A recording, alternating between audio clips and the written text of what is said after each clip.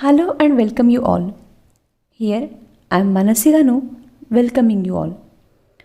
In this video, we are going to start poetic devices from the poem Cherry Tree. So let's begin with the easy ones. Before we start, let me tell you that as there are various poetic devices in English, there are various poetic devices in Marathi or Hindi too.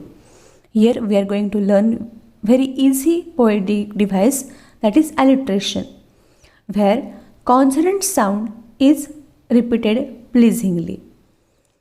When you might have heard various songs, while listening to that songs, you might remember that oftenly, many times, sounds are repeated. If you have heard songs from Fana, there is a song which is picturized on a child in that movie, and it is the song which indicates that this poetic device very finely, very nicely. That is Chanda Chamke Chamcham Chikhe Chaukhanna Chor. Here in that song, ch, this letter is oftenly used. It is used many times. It is used various times. And so when a sound is repeated here in English, when consonant sound is repeated at the starting of the word in a quick succession, means in a single line,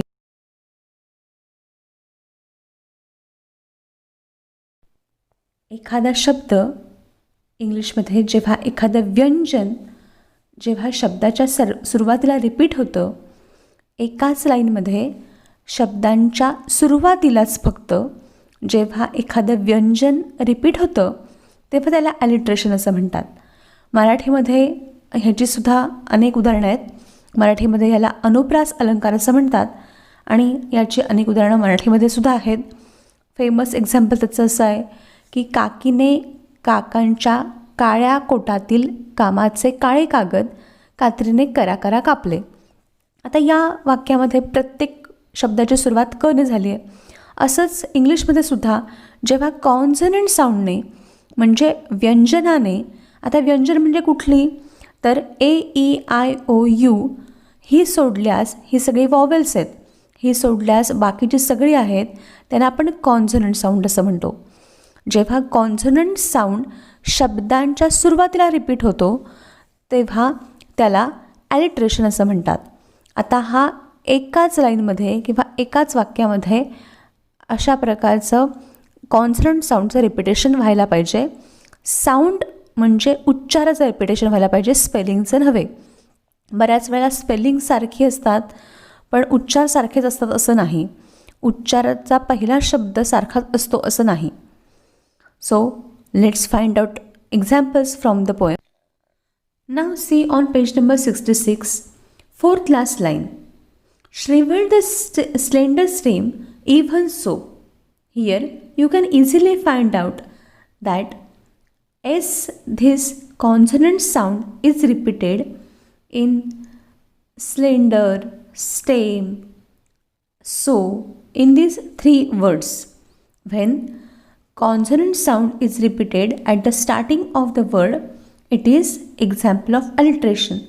So you should write down this expression in your notebook.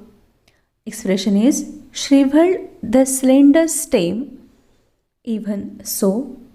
After writing this expression, means line from the poem, you will write alliteration, this name of that poetic device, because this poetic device is used or employed in this expression, and later the explanation will be consonant sound S is repeated pleasingly. That will be enough explanation. You can easily find out this poetic device while reading the poem, because while using alliteration it gives the very musical quality, very nice musical quality to that poem. Reading of such expression is such a pleasure, such a nice thing. So you can easily find out this poetic device. This is the one of the easiest poetic device from English literature, from English poetic devices.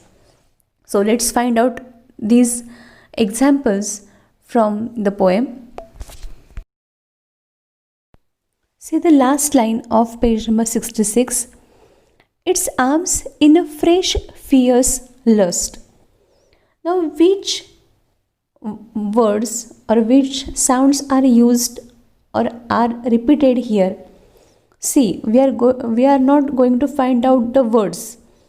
We are going to find out the sounds, but specifically we are going to find out consonant sounds. Here we can easily see that this sound is repeated. But as we have earlier learned that vowel should not be used in alliteration, only consonant sound should be repeated. So here as F is repeated in fresh and fierce, you should write the explanation of the same. Consonant sound F is repeated pleasingly. Now see on the second page, on page number 67, there are many examples of alliteration on the same page. See, made a miracle from green growing pain. Fourth line from first stanza on page number 67. Made a miracle from green growing pain. Here, there are two consonant sounds which are repeated here. In made and miracle, M is repeated, and in green and growing, G is also repeated. So you may write the same expression, means the line of the poem, and later you should write alliteration. Spelling of alliteration should be written properly. Later you should write explanation. Explanation will be consonant sounds M and G are repeated. Now see next example. At the finches as they flew and flitted through. See on page number 67, fourth line, third and fourth line.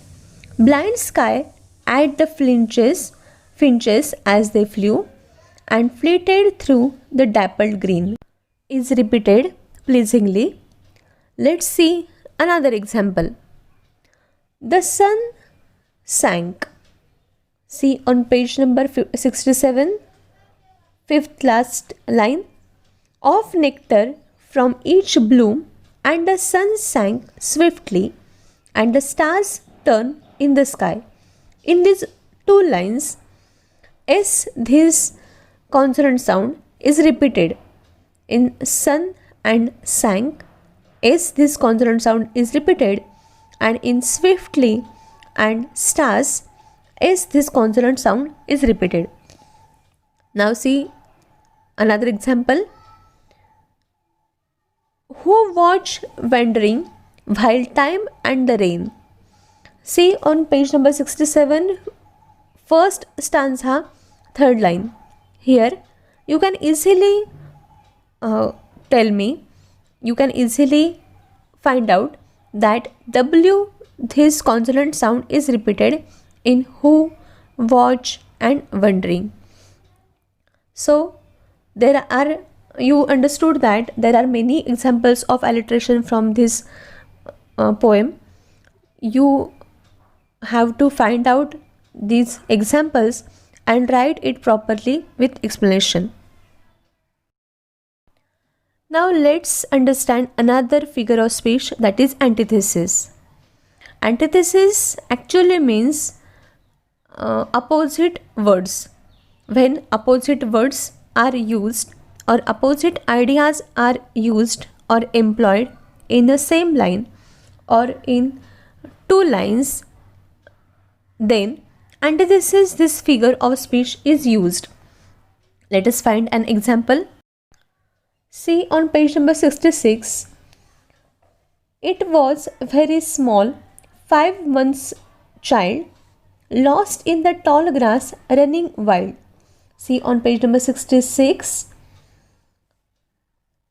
In these two lines, small and tall, these two opposite words are used when, as we earlier learned, that when two opposite words or when two opposite ideas are employed, are used in the same line or in immediate two lines, there we can easily find out or easily explain that this is an example of antithesis. Now let's see how we are going to explain this. First of all, you will write that expression, means as we have written, it was very small, 5 months child, lost in the tall grass running wild. Later you are going to write antithesis. Don't forget to write the spelling of this figure of speech properly. And later explanation is opposite words, as here in this poem, in this expression, small and tall, these two opposite words are used. We are going to write it, opposite words small and tall are used. आता जसं आपण लिहिलं आहे तसं कवितेच्या lines किंवा कवितेच्या ओळी ज्याच्यामध्ये अँटिथेसिस म्हणजे विरुद्धार्थी शब्द असलेले दोन शब्द जिथे आहेत, ती लाईन शोधायची, ती लाईन लिहायची, कवितेची ओळ लिहायची आणि त्यानंतर पुढे अँटिथेसिस ह्या फिगर ऑफ स्पीचचं नाव लिहायचं, स्पेलिंग करेक्ट लिहायला विसरायचं नाही आणि त्याच्या पुढे एक्सप्लेनेशन म्हणून opposite words small and tall. आता ह्या कवितेमध्ये ह्या लाईनमध्ये स्मॉल आणि टॉल हे दोन विरुद्धार्थी शब्द वापरले होते म्हणून ते आपण इथे लिहिले आहेत. Small and tall are used. Antithesis ह्या शब्दाचाच अर्थ असा आहे की विरुद्धार्थी शब्द किंवा विरुद्धार्थी कल्पना, आणि म्हणूनच कवितेमध्ये जिथे विरुद्धार्थी शब्द किंवा कल्पना वापरलेल्या असतात त्या एक्सप्लेन करण्यासाठी अँटिथेसिस ह्या फिगर ऑफ स्पीचचा वापर केला जातो. आणि आता हे आपण एक्झाम्पल बघितलं, पुढचं एक्झाम्पल आपण पाहूयात. Let's see on next page. On page number 67, 7th line. Came back thinner, rather poor, but richer by a cherry tree at my door. Here also two opposite words are used. Which two opposite words are used? Correct. Poor and richer. These two opposite words are used here. When two opposite words are used, then you are going to write the expression, means line from that poem, and later explanation as we have earlier written. Means you are going to write came back thinner, rather poor, but richer by a cherry tree at my door. Later you will write antithesis, and later you are going to write explanation.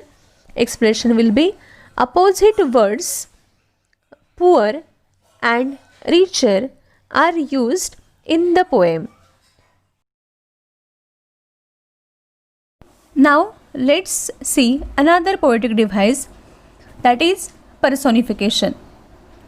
Personification means when any non-living thing is personified, it is given or attributed human qualities, or when it is considered as human, it is personification.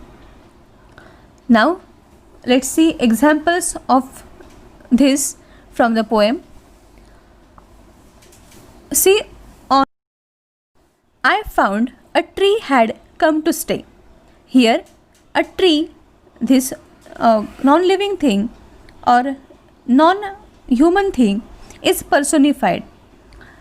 A tree is grown or tree is planted, but here it is considered as a tree arrived as a guest to stay. So you should write explanation that a tree is जेव्हा एखादी निर्जीव गोष्ट किंवा माणूस नसलेली, व्यक्ती नसलेली गोष्ट व्यक्तीसारखी वागते असं इमॅजिन केलं जातं, असं कवी किंवा लेखक इमॅजिन करतो, तेव्हा त्याला पर्सोनिफिकेशन असं म्हणतात. नावावरूनच आपल्याला कळतं आहे की पर्सोनिफाईड म्हणजे एखाद्या गोष्टीला, निर्जीव गोष्टीला किंवा व्यक्ती नसलेल्या गोष्टीला मानवत्व बहाल केलं जातं, मानवत्व दिलं जातं, मानवत्व प्रदान केलं जातं. आता जसं या उदाहरणामध्ये आपण पाहिलं, I found a tree had come to stay. ह्या वाक्यामध्ये ते झाड राहायला आलं होतं. मला असं आढळलं की ते झाड तिथे राहायला आलं होतं. आता झाड काही राहायला येत नाही एखाद्या पाहुण्यासारखं किंवा एखाद्या माणसासारखं. ते झाड प्लांट होतं, उगवतं किंवा वाढतं. पण तरीही एखाद्या गेस्टसारखं, एखाद्या पाहुण्यासारखं ते झाड राहायला आलं होतं, एखाद्या व्यक्तीसारखं ते झाड राहायला आलं होतं असं इथे इमॅजिन केलं आहे. आणि म्हणूनच जेव्हा एखाद्या निर्जीव गोष्टीला किंवा मानव नसलेल्या गोष्टीला मानवी भावभावना किंवा मानवी गुण प्रदान केले जातात, मानवी गुण दाखवले जातात, तेव्हा त्याला आपण पर्सोनिफिकेशन असं म्हणतो. Now let's find out another examples from the poem. See another example from the same page. 6th last line. Goats ate the leaves, the grass cutter scythe split it apart. Here too, grass cutter, scythe,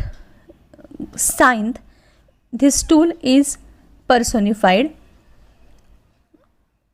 See another example, a monsoon blight. Here too, monsoon bright shriveled a slender stem. Here too, monsoon is personified. See another example, the young tree struggle. Second last line from same page, the young tree struggle. Here, the tree is personified as it is considered or attributed the human quality of struggling. On next page you can see the sleepiest breeze from page number 67, first stanza, last line. The sleepiest breeze. Here breeze is personified. Third last line from last stanza, and moon moths and singing crickets. Here too, crickets, these insects are personified. They don't sing, it is only their voice. So here crickets, these insects are personified. So these are various examples of personification from this poem. You can find out and write explanation. Now let's understand climax. Climax means ladder of words. When 3 or more words are used in a quick succession, means immediately after one another, and they are written, it is called as climax. See on page number 67, first stanza, second last line, pink, fragile and quick to fall. Here these words are arranged in ascending order of importance. Pink, this is less important. Fragile, it is little bit more important. And quick to fall, this is yetmost or on the topmost place of importance. So when words are arranged according to their importance in ascending order, it is climax. आता आपण climax म्हणजे काय ते बघणार आहोत. Climax हा शब्द खरं तर आपण बऱ्याच वेळा वापरतो. क्लायमॅक्स म्हणजे ग्रीक भाषेमध्ये शब्दांची शिडी. जेव्हा शब्द कमी महत्त्वाच्या शब्दापासून जास्त महत्त्वाचा शब्द अशा क्रमाने लिहिले जातात तेव्हा त्याला क्लायमॅक्स असं म्हणतात. आता या लाईनमध्ये चेरी ट्रीच्या त्या ब्लॉसमला वर्णन करण्यासाठी हे तीन प्रकारचे शब्द वापरलेत.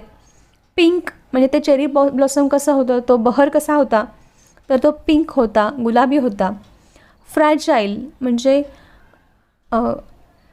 नाजूक होता. आणि क्विक टू फॉल, पटकन पडेल असा होता. आता जेव्हा शब्द मगाशी सांगितल्याप्रमाणे चढत्या क्रमाने लिहिले जातात, 3पेक्षा जास्त शब्द, 3 किंवा त्याच्यापेक्षा जास्त शब्द जेव्हा चढत्या क्रमाने लिहिले जातात तेव्हा त्याला क्लायमॅक्स असं म्हणतात. आणि म्हणून आपला एक्सप्रेशन मगाचं जसं आपण लिहिल्यावरती तसं लिहायचं आणि त्यानंतर क्लायमॅक्स असं लिहायचं आणि त्यानंतर आता जसं आपण एक्सप्लेनेशन लिहिलं आहे, words are in ascending order, तसं आपल्याला एक्सप्लेनेशन लिहायचं आहे. Words are arrange in ascending order.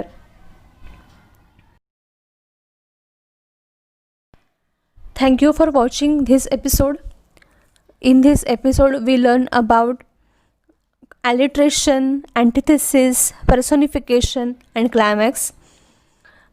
You should write these examples with their explanation in your notebook.